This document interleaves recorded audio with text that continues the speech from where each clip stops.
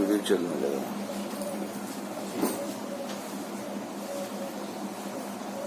आइए हम लोग अगला अध्याय देखते हैं।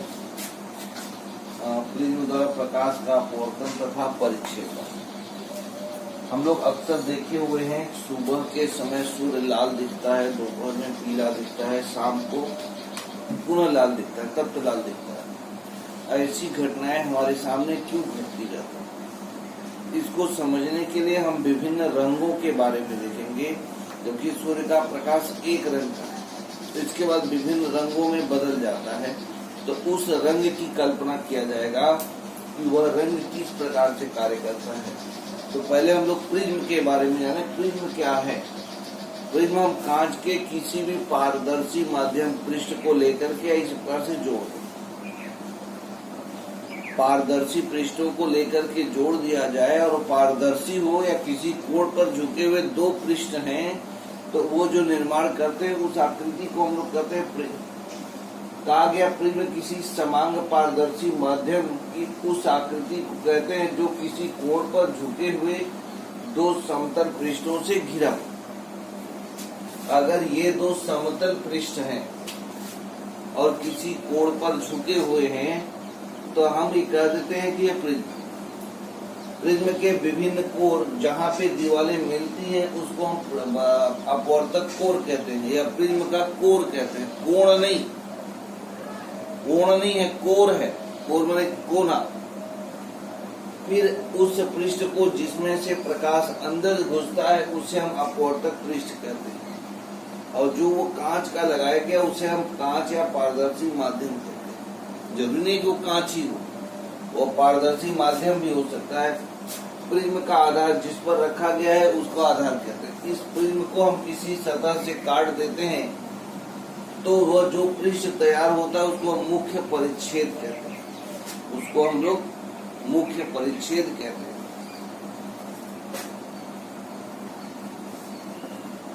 अब है हम लोग देखेंगे प्रिज्म द्वारा प्रकाश का अपवर्तन।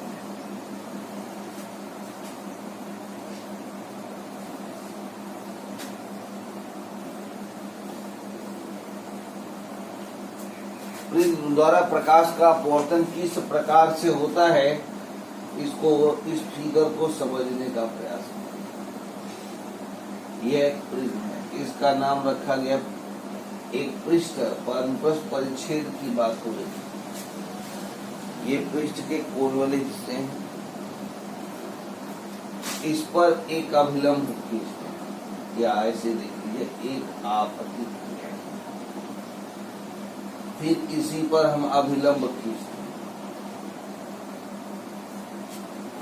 यह आपका है आपतित।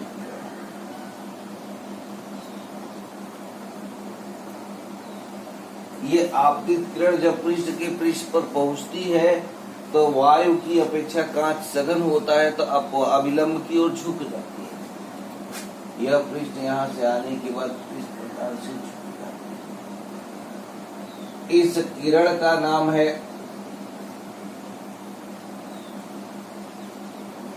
अपवर्तित किरण।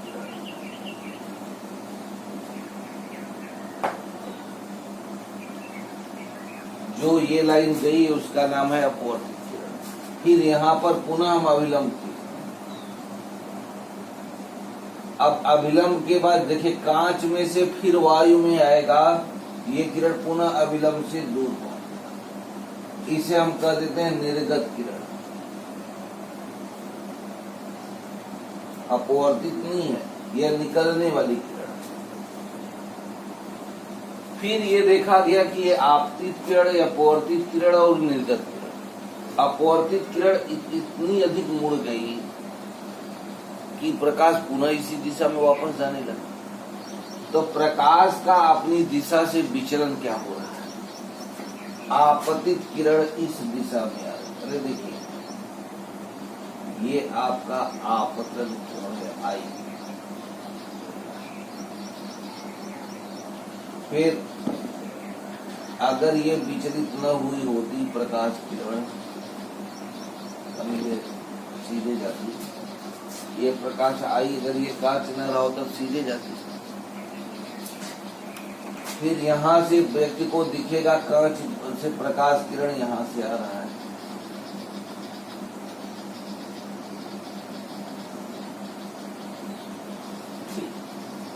अब ये जो है ये आपका विचलन कोण है। यहाँ पर जो कोण बना इस कोण का नाम है विचलन।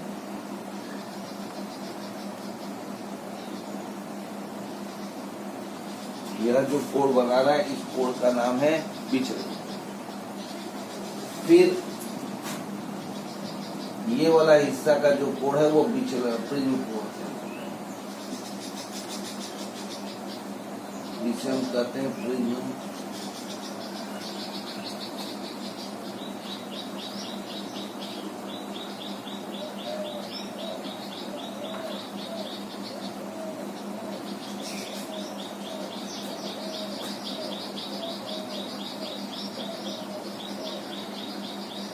इसको हम पीछे क्यों मिला, ये अभिलंब इस बिंदु को ऊपर काटता है। यह आपतित किरण है तो यह आपका बना आपतन कोण।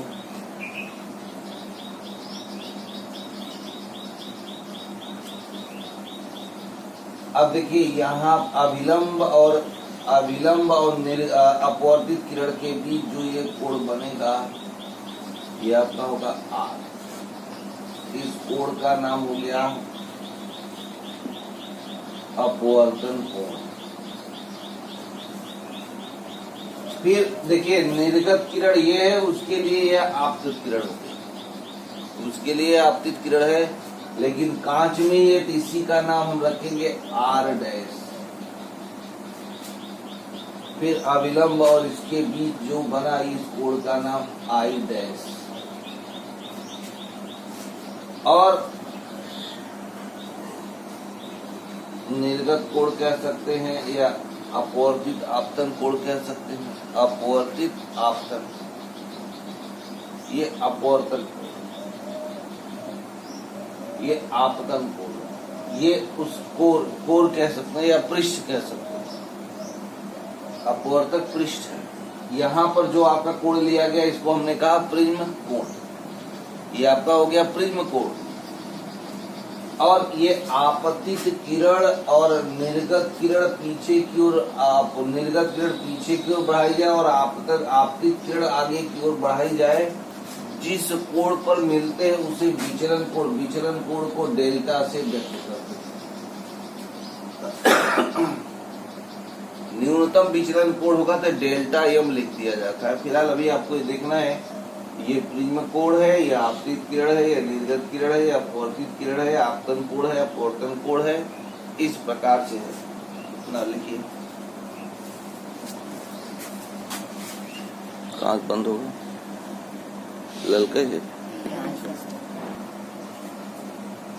अब देखिए यहाँ पर आपको बताया गया आपतन कोण, यहाँ आपतित किरण को पी क्यू से लिख दिया गया। और फिर अपवर्तित किरण जो अंदर है वह अपवर्तित किरण है क्यू आर है, जो निर्गत किरण है वो आर एस। अब यहाँ पे जो विचलन कोण होता है अगर हम देखें, ये आपतन कोण और ये अपवर्तन कोण, आपतन और अपवर्तन, जबकि ये टोटल आपका ये है, तो ये शीर्षाभिमुख कोण से बराबर है। तो यह दोनों को घटा दिया जाए, इसमें से इसको घटाया जाए तो ये कोण आएगा। ये यहाँ पे विचलन कोण कहा गया। आई और आर का जो अंतर होगा वो यहाँ पे। फिर यहाँ आई और आर की बात किया जाए, ये आई डैश होगा शीर्षाभिमुख कोण के कारण और ये आर डैश होगा। आई डैश में से आर डैश घटाएंगे ये आएगा।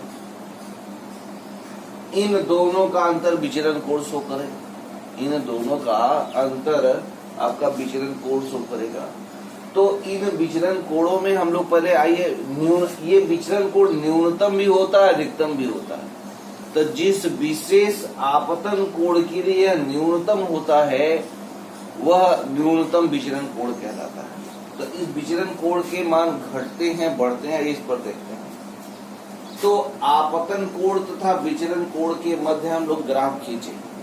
तो देखा गया जो आपतन कोण है, माने जो आपतित किरण है, उनके बीच जो कोण बनता है, जो विचलन कोण है, जैसे ही हम कोण के मान को धीरे धीरे घटाते जाते हैं, 90 से नीचे की ओर आते हैं या 0 से ऊपर की ओर बढ़ते हैं, एक विशेष मान तक पहुंचते पहुंचते 38 से 40 के बीच में देखा गया न्यूनतम विचलन कोण हुआ।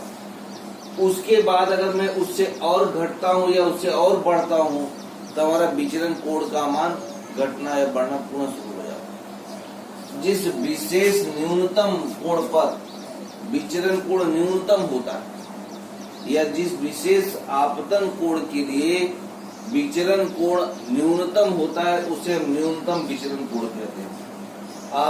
आपतन कोण I और विचलन कोण डेल्टा के बीच हम लोग ग्राफ खींचते हैं तो देखते हैं विशेष मान पर आकर के I और डेल्टा का ग्राफ खींचा गया इस प्रकार। अब आपतन कोण और विचलन कोण में इस प्रकार के कंडीशंस हैं कि इनकी भी एक शर्त है। शर्त ये है कि जब न्यूनतम विचलन होगा उस समय आपतन कोण I और निर्गत कोण I डैश दोनों के मान क्या होंगे?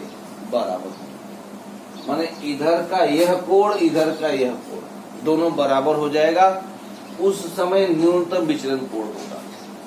और दूसरा, ये अपवर्तित किरण आधार के समांतर हो जाएगी। यह तब होगा जब न्यूनतम विचलन कोण होगा। न्यूनतम विचलन कोण होगा तो अपवर्तित किरण QR और आधार BC समांतर होंगे। हर जगह समांतर नहीं होंगे, ये तभी समांतर होंगे जब न्यूनतम विचलन कोण की स्थितियां हों। तीसरा, प्रिज्म के दोनों अपवर्तन कोण के विचलन कोण इस पृष्ठ पर जब विचलन हुआ तो कितना अपनी दिशा से विचलित हुआ? अपवर्तक पृष्ठ पर विचलन तो इतना ही हुआ। यहाँ पर ये किरण जानी चाहिए थी, सीधे ऐसे जानी चाहिए थी, लेकिन मुड़ गया। तो इनके बीच जो कोण का अंतर आया, इस पृष्ठ पर विचलन और इस पृष्ठ पर विचलन इतना, यह दोनों बराबर तब होंगे जब न्यूनतम विचलन की स्थितियां होंगी। अब इसको थोड़ा सा लिखिए।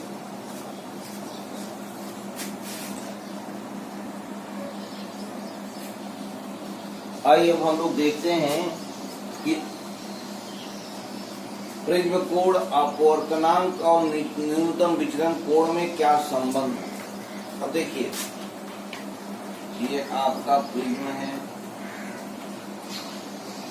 जिसका नाम रखा गया A B C।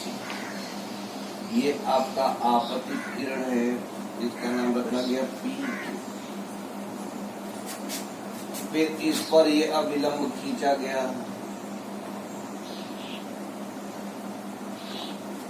फिर ये अपवर्तित किरण हुआ PQ R, फिर इस पर अविलंब खींचा गया, फिर ये निर्गत किरण हो गई। ये विचलन की स्थिति है। ये PQ को आगे बढ़ाया और RS को भी पीछे बढ़ाया, यहाँ पे काटे, इसका नाम रख दिया गया D हमने रखा। और इस अविलंब को हमने पीछे बढ़ाया, इस अविलंब को पीछे बढ़ाया, तो दोनों जिस बिंदु पर काटे उसका नाम दिया गया O। यह आपतन कोण I है, ये अपवर्तन कोण R है। तो देखें, यह प्रिज्म कोण A,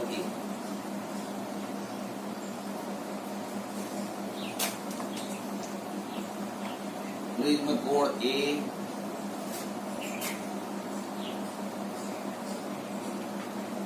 अब देखिए, इसका मैं नाम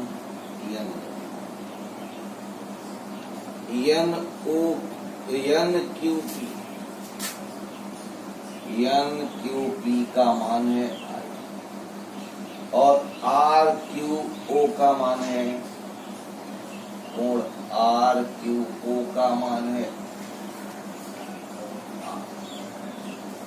ठीक, तो कितना यहाँ पे प्रकाश किरण विचलित हुआ, ये आपतन आ रहा था, ये अपवर्तन हो गया। तो आपतन कोण और अपवर्तन कोण के बीच कितने की झुकाव आया, विचलन हुआ, इतने का। इसलिए कोण डी क्यू आर, भाई यह और यह दोनों बराबर है शीर्षाभिमुख कोण के कारण। डी क्यू आर का मतलब है कोण D Q O, D Q O ऋण कोण आर आर क्यू ओ। अब डी क्यू ओ कोण कितने का है, इसके बराबर है आई ऋण। अब हम यह दिखा दे रहे हैं कोण डी क्यू ओ बराबर कोण एन क्यू पी, यह और यह बराबर हो गया। दूसरा, अब हम इधर की बात करते हैं, ये आपका है आर डैश और इधर है आपका आई डैश, आर डैश और आई डैश।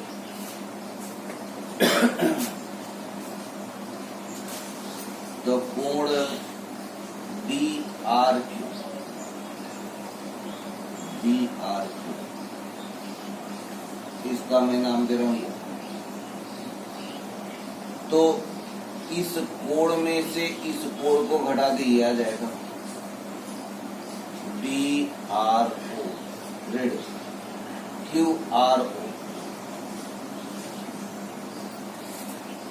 फिर डी आर ओ कोण कितने को, ये कोण इसके बराबर होगा क्योंकि ये शीर्षाभिमुख कोण है। ये हो गया आई डैश आर डैश। यहाँ पे फिर दिखा दिया D R O, D R O बराबर कोण M R S, M R S. एक प्रकार से इसे हमने कह दिया समीकरण नंबर 1, इसे कह दिया समीकरण नंबर। एक चीज ध्यान दीजिए, यहाँ पे जो कोण है, फिलहाल यह अभिलंब 90 अंश है, यह अभिलंब 90 अंश है। तो चतुर्भुज ए क्यू ओ आर में दो ठो 90 हो गए। चतुर्भुज के चारों कोणों का योग 360, चतुर्भुज के चारों कोणों का योग 360 है, जिसमें यह 90 और यह 90, तो इन दोनों का भी योग 90 होगा। अब देखिए, चतुर्भुज ए Q O are, A Q O,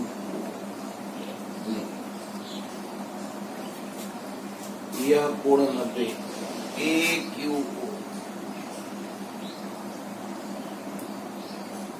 कोण A R O,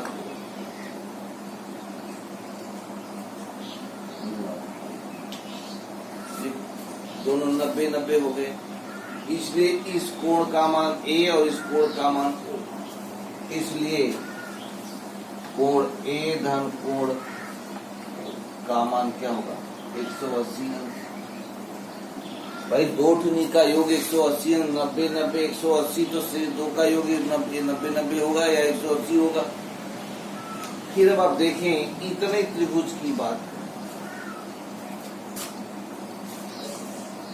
Q R O,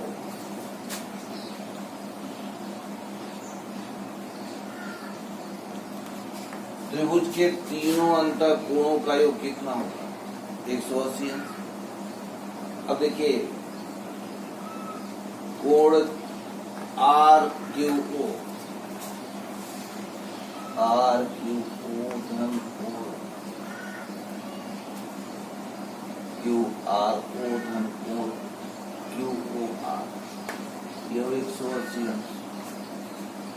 यह कोण धन यह माने आर क्यू ओ धन क्यू आर ओ धन क्यू ओ आर तीनों का योग 180 मन ये हो गया R plus R dash plus कोण ओ 180 समीकरण नंबर 4। अगर यह 180 यह 180 है तो ये दोनों बराबर होंगे। समीकरण 3 और 4 से 3 और 4 में देख रहे हैं कोण ए धन कोण ओ बराबर आर धन आर डैश धन कोण ये दोनों कट गए भैया। कोण ए का मान हो गया आर प्लस। इस प्रकार से कोण ए आपका तैयार। अब हम लोग विचलन कोण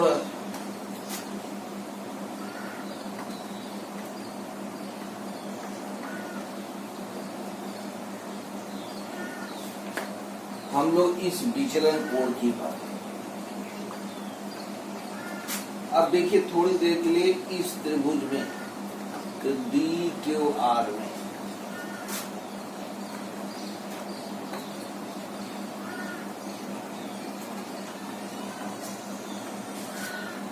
डी क्यू आर में R D Q R D Q बहिष्कोण है।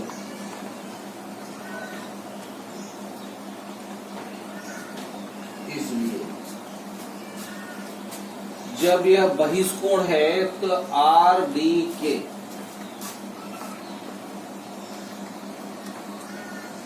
बराबर क्या होगा? यह कोण धन यह कोण सुदूर अंतर कोण के योग के बराबर होता है डी क्यू आर धन डी आर क्यू या क्यू आर डी आर। अब देखिए डी क्यू आर आपने निकाला है। डी क्यू आर का मान क्या है? आई माइनस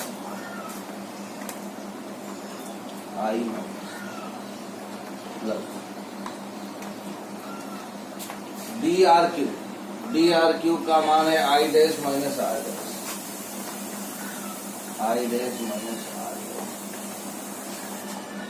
ध्यान दें I minus R plus I dash minus R I plus I dash minus R plus R dash का मान आप क्या रख सकते हैं? आर प्लस आर डैश का मान कोण ए रख सकते हैं।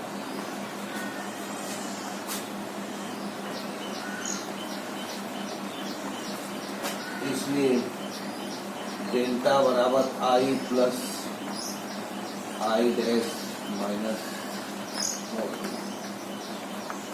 कोण इधर कर दें आई प्लस आई डैश बराबर डेल्टा प्लस आई और आई डैश है ना। यहाँ पे हम लोगों ने लिखा है न्यूनतम विचलन। यह न्यूनतम विचलन की स्थिति की बात हो रही है।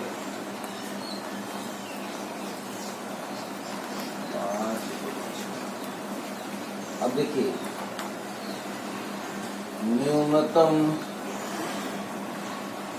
विचलन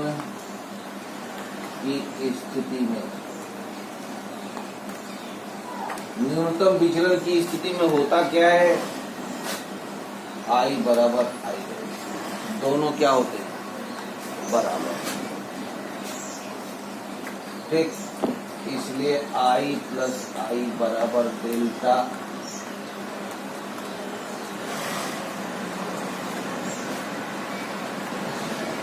डेल्टा आई और आई डैश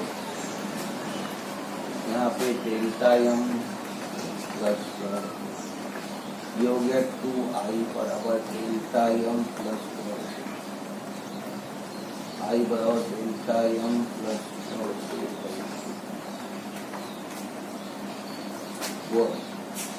आर बराबर आर डैश, आर बराबर आर डैश होगा।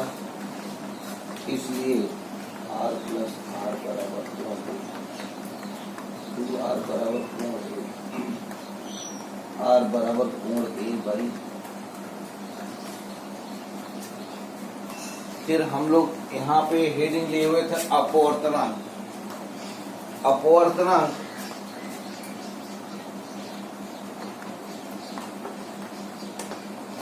n बराबर साइन आई बटा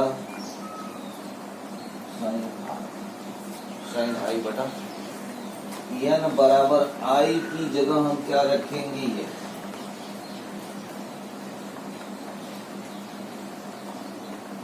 delta m plus a by 2 और r की जगह रखेंगे साइन a बाई। यही आपका संबंध तैयार हुआ। इसमें प्रिज्म कोण बने ए, अपवर्तनांक n, न्यूनतम विचलन कोण डेल्टा m, तीनों में संबंध है।